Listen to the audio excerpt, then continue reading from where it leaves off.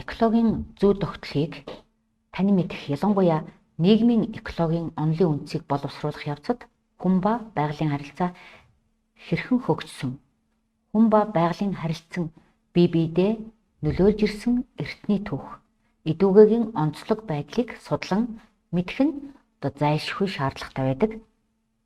Ер нь хүний үүсэл түүхэн хөгжил нь хэдэн сая жилийг хамарсан өргөн цар хүрээтэй асуудал билээ.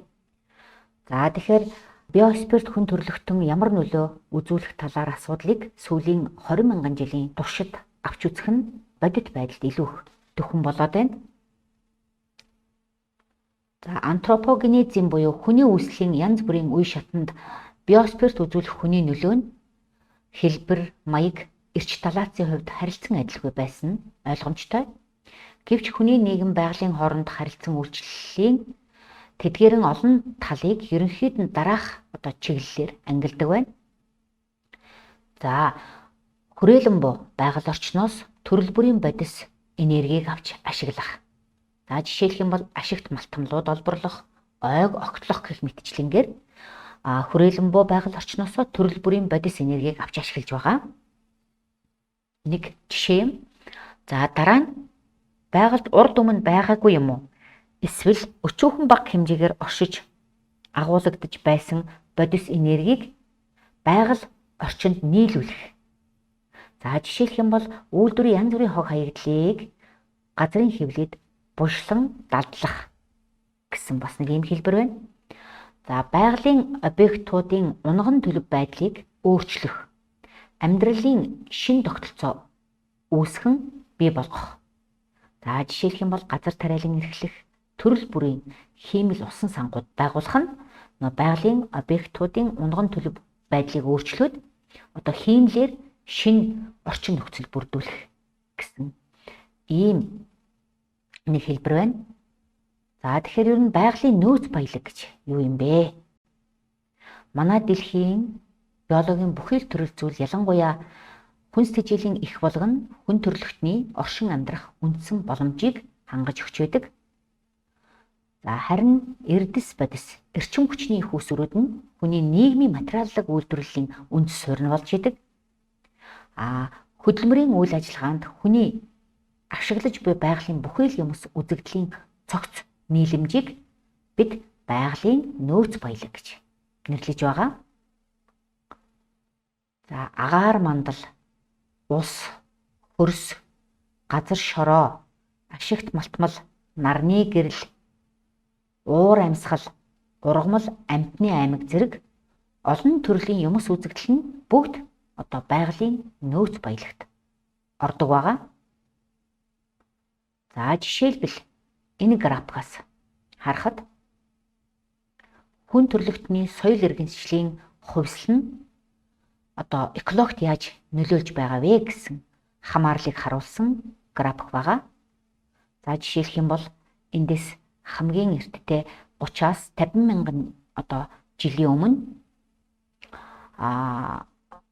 биотехникийн хувьсал буюу мал аж ахуй ан агнуур эрхэлсэн үед яасан бэ гэхээр байгалийн нөөц хямралд орж эхэлсэн байх жишээтэй. Тэгэхээр хүний үйл ажиллагаа бол экологийн ямарваа нэгэн хямралд өөрчлөлт үзүүлж байгааг эндээс харж болно. За дараа нь 10-аас 20 мянган жилийн өмнө газар тариалан эрхэлж эхэлсэн буюу анх дугаар хувьсал болж эхлэхэд консументуудын хямрал болж эхэлсэн. За консументийн хямрал гэдэг маань хэрэглэгчдийн хямрал гэсэн үг тийм ээ. За дараа нь 2000 жилийн өмнө газар тариалангийн 2 дугаар хувьсал болж ирэхэд газар тариалангийн хямрал болж эхэлсэн байна. За дараа нь 150-аас 300 мянган жилийн өмнө аж үйлдвэрийн хувьсал явагдсанаар продуцентуудын хямрал явагдсан, бүтээгчдийн хямрал. 50 мянган жилийн өмнө шинжлэх ухаан техникийн хувьсал болж эхлэнгүүт редуцентуудын хямрал буюу задлагчдын хямрал үүсэж эхэлсэн. За дараа нь эрчим хүчний хувьсал тийм ээ экологийн төлөвлөлтийн үе энэ төр эренгүүт дулаарлын хямралууд тийм ээ дэлхий дээр дулаарлал жилээс жилд ирэх тусмаа нэмэгдэж байгаа нь энэ хүний хүчин зүйл буюу хүний соёл иргэншлийн хувьсал явагдсанараа дэлхийд болон экологт хувьсэл хийж байгаа хэлбэр байгаа. За ингээд хүний хөгжил маань тийм ээ экосистемийн хямралд хүргэх маш аюултай гэдгийг эндээс харж болно. За ингээд дэлхийн ертөнцийн хүний үйл ажиллагаанаас бүтэж байгаа үе түмэн одоо тоолж болшгүй нөлөөллүүд байгаа. Энэ нь бол экологийн тэнцвэрт байдлыг хадгалах ёстой. За гэтэл энэ маань байнга одоо ингэж хямралд хүртүүлээд байх юм бол экологийн тэнцвэрт байдал алдагдаж сүрэлд хүрэх аюултай гэдгийг эндээс харж болно. За ингээд нөхөн сэргэж төлжих байдлыг харгалзаад байгалийн нөөц баялагийг дараах байдлаар ангилдаг.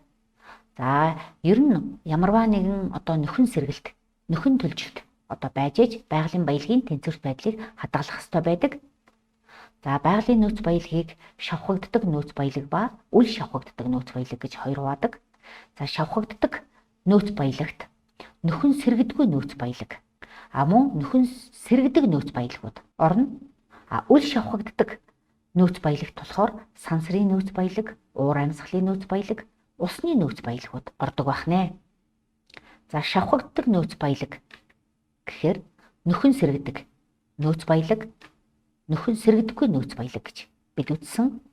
За тэгэхээр нөхөн сэргэдэг нөөц баялагт ашиглалтын улмаас байгальдах нөөц нь хомсдон дуустдаг нөөц баялагууд энэ бүлэгт хамаарагддаг. За эдгээр нөөц баялагын зарим нь ашиглаад дууссаны дараа байгалийн нөхцөлд буцаад нөхөн сэргэдэг давуу талтаагаараа нөхөн сэргэдэг нөөц баялагт орж байгаа. За харин нөхөн сэргэдэггүй нөөц баялагт ашиглалтын улмаас нөөц нь дууссан байгалийн зарим баялаг дахин үүсэж бүрэлддэггүй. Эсвэл хэдэн зуун сая жилээр тоологдох геологийн цаг хугацаанд л дахин сэргэх боломжтой ийм нөөц баялагийг бид нар нөхөн сэргэдэггүй нөөц баялагт хамааруулж байна. За жишээлх юм бол нефть, чулуун үрс, металлын хөдөр, за тэгээд төмөр, хөнгөн цагаан, цэс, алт, мөнгө гэх мэт. За бусад ихэнх ашигт малтмал нь нөхөн сэргэдэггүй нөөц баялагт ордог байгаа. За нөхөн сэргэдэг нөөц баялаг нь тухайн нөөц баялагын шин чанар, төлөв байдлаас хамаарч нөхөн сэргэх хурд нь харилцан адилгүй байдаг. Жишээ нь амьтдын нөхөн төлжилтөнд цөөн хэдэн жил шаардлагадаг бол ой мод 60-аас 80 жилийн хугацаанд нөхөн сэргэдэг байх жишээтэй. Гэтэл үржил шимээ алдсан хөрс хэдэн зугаас хэдэн мянган жилийн хугацаанд нөхөн сэргэх боломжтой байдаг. За тэгэхээр нөхөн сэргэдэг нөөц бол цаг хугацааны асуудал гэдгийг бас эндээс дүгнэж болно. За үл шавхагддаг нөөц баялаг гэхээр юу вэ гэвэл байгальд харьцангуй их нөөцтэй юм уу? Тухайн нөөц баялагын их үүсвэр уг сурвалж нь байнгын тасралтгүй шинжтэй байх юм бол үл шавхагддаг нөөц баялаг гэж үздэг. За жишээлх юм бол сансрын нөөц баялаг, уур амьсгалын нөөц баялаг, усны нөөц баялаг гэж бид нар дээр дурдсан. За тэгэхээр сансрын нөөц баялагт юу хамаарах вэ гэхээр нарны гэрлийн болон далайн таталт түлхэлтийн үеийн энерги бол сансрын нөөц баялагт ордог бөгөөд эдгээр нь хэдийгээр үл шавхагдах шин чанартай эрчим хүчний асар их нөөц боловч хүний үйл ажиллагаанаас болоод байгалийн шин чанараа алдаж дориотох тохиолдлууд байдаг. Тухайлах юм бол томоохон хот аж үйлдвэр төвлөрсөн бүс нутгийн агаарт их хэмжээний тоос, утаа, хөө тортог нийснээс нарны гэрэлтүүлэг эрс багасч идэг. За энэ нь болохоор нарны гэрлийн болон нарны гэрэл бол одоо байгаль болон хүнд яаж нөлөөлж байна уу? Үүнд нь аж үйлдвэр тийм ээ хотчлт яаж нөлөөлөв? Энийний одоо хортой үр дагаврууд юу байна вэ гэдгийг энэ жишээнээс харж болно. Хүрээлэн буй орчинд үзүүлж буй хүний үйл ажиллагааны сөрөг нөлөөг авч үзье. Тэгэхээр дэлхийн хүн амын өсөлтийн явц ирээдүйн чиг хандлага ямар байна вэ гэдгийг дараах графикаас харцгаая. За жишээлх юм бол 1975 онд хүн амын өсөлт өндөр хөгжилтэй болон хөгжиж байгаа буй орнуудад тийм ээ. За 0.5 1 хавцаа байсан байна тийм үү? Энэ маань тэр бумаар тоологдож байгаа гэсэн үг. Тэгэхээр дэлхийн нийт хүн амын хөгжиж буй орнуудын одоо хүний өсөлт бол харьцангуй их байгаа. Харин өндөр хөгжилтэй орнуудын хүн амын өсөлт бол жигтгэн. За тэгэд ирээдүйн чиг хандлага ч гэсэн одоо хөгжиж байгаа орнуудад одоо жигдэрсэн байдалтай харагдаж байгаа. За манай дэлхийн хүн амын өсөлтний хурдасч нягчил суурьшил нэмэгдэж аж ахуйн үйл ажиллагааны цар хүрээ өсөн нэмэгдэхин хэрээр урт удаан хугацааны туршид бүрэлдэн тогтсон биосферийн тэнцвэрт байдал өөрийн зохицуулгын зүй тогтол алдагдах болсоор байгаа. Асар удам нутгийн байгалийн бүлгэмдэл доройтолд орсноороо экосистем, биосферийн төлөв байдал бүхэлдээ хувиран өөрчлөгдөж мэдих цаг үед тулж ирээд байгаа. Өөрөөр хэлэх юм бол хүн төрөлхтний үйл ажиллагааны улмаас даян дэлхийг хамарсан сүрлийн үр дагаварт хүргэж болзошгүй олон арван сөрөг үзэгдлүүд илэрсээр байгаа билээ. За жишээлх юм бол үйлдвэрлэлийн харилцаа, үйлдвэрлэх хүчний зүй зохистой бус одоо хөгжлийн чиг хандлагын улмаас хүн ба байгалийн хоорондох харилцаанд хэвийн бус одоо төлөв байдал үүснээрээ хүн төрөлхтөн эрүүл мэнд, эдийн засгийн хувьд хохирох, за байгаль орчны хэвийн тэнцвэрт байдал алдагдах, доройтох нөхцөл боломж бүрдэх магадлалыг экологийн эрсдэл хэмээх одоо ойлголтоор илэрхийлдэг. За хүн байгалийн хоорондох харилцааны аливаа үйл ажиллагаанаас учирч болзошгүй аюул хохирлыг экологийн эрсдэл гэж нэрлэдэг байгаа. За тэгэхээр экологийн эрсдэл бол олон янз байна. За жишээ нь хүү нэгдлийн үед хүмүүст ан агнах явцдаа эрсдэж байсан. Өнөө үед ч үйлдвэрлэл, технологи, экологийн хэлбэрээр илэрч гардаг эрсдлүүдэд өрцгөр байгаа. Экологийн эрсдэл санамсаргүй гарч байгаа мэт харагддаг боловч уг чанартай ямагт тодорхой шалтгаанаас үүдэлтэй байдаг. За гол шалтгаан нь бол хүн ба байгалийн хоорондох зөрчлөөс бүр тодорхой хэлэхэд байгалийн хуулиудыг хүн төрөлхтөн зөрчснөөс үүдэж гардаг аюулууд байгаа. За ингээд экологийн хямрал гэж юу вэ?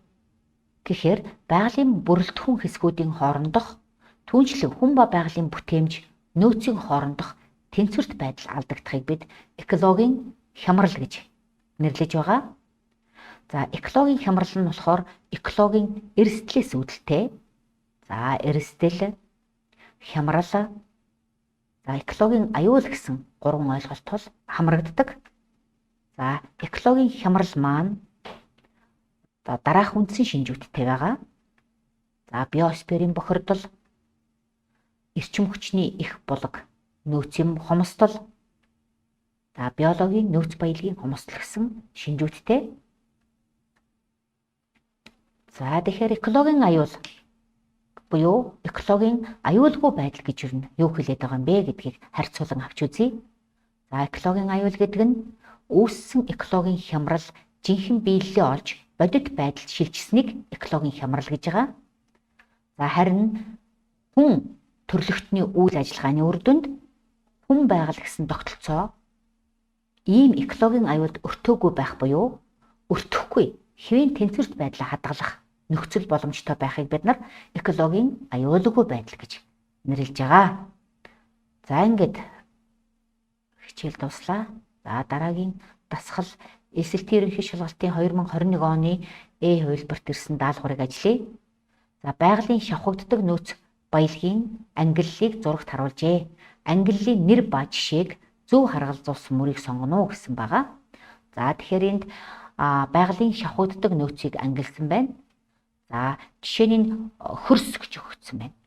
Энэ хөрс маань ямар нөөц баялаг вэ гэдгийг энд X-ийн орнд нөхөх ёстой. За тэгэхээр хөрс мэдээж нөхөн сэрэгдэг нөөц баялаг байгаа. За нөхөн сэрэгдэггүй нөөц баялагт Y гэсэн байна.